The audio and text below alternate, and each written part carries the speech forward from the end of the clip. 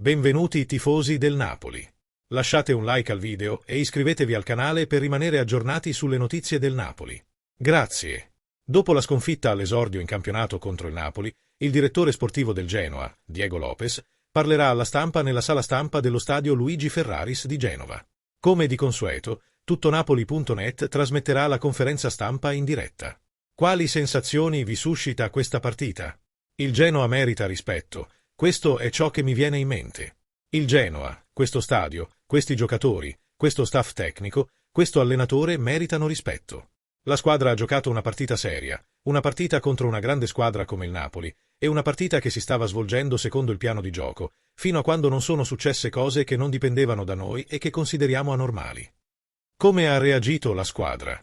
L'ha accettato con frustrazione e amarezza, perché abbiamo visto tutto quello che è successo in campo. Quindi, quando lo vedi in campo, dal vivo, è difficile dire altro. Ovviamente, oggi la sensazione è la stessa, e rimane tale.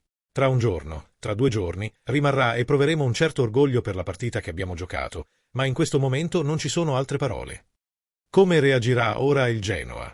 Non so se ci sia stata una dichiarazione pubblica. Se c'è, lo vedrò, perché non posso giudicarla, visto che non l'ho sentita né vista. Quello che ho visto, e che abbiamo visto tutti, è quello che è successo. Dopo, ci sono le interpretazioni.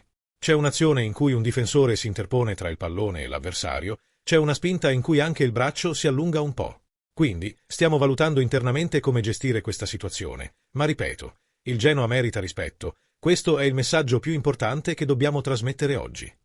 Cosa hai detto a Di Bello a fine partita? Nessuna spiegazione, così come non ne abbiamo ricevuta una dopo l'episodio allo Stadio Olimpico di Roma, e di certo non me l'aspettavo. Volevamo semplicemente esprimere le nostre sensazioni e fare un breve riassunto di tutto quello che è successo nelle ultime partite con lui. È stata una conversazione di questo tipo, cercando sempre di proteggere la squadra e di non scaricare tutta la responsabilità su di lui. Al contrario, abbiamo deciso di prendere le distanze da lui per non creare caos nello stadio e abbiamo cercato di parlare con la dirigenza. Cosa si può dire ai giocatori dopo una partita come questa? Non possiamo mentire ai giocatori. Oggi, dopo la partita, non possiamo dire nulla né proteggere nessuno. Dobbiamo essere uniti e vivere questi momenti insieme. Non possiamo fare altro. Ovviamente, questa settimana abbiamo avuto un problema. Abbiamo cercato di risolverlo, abbiamo cercato di lavorarci su, perché il Genoa ovviamente crede nell'arbitraggio corretto e continuerà a crederci.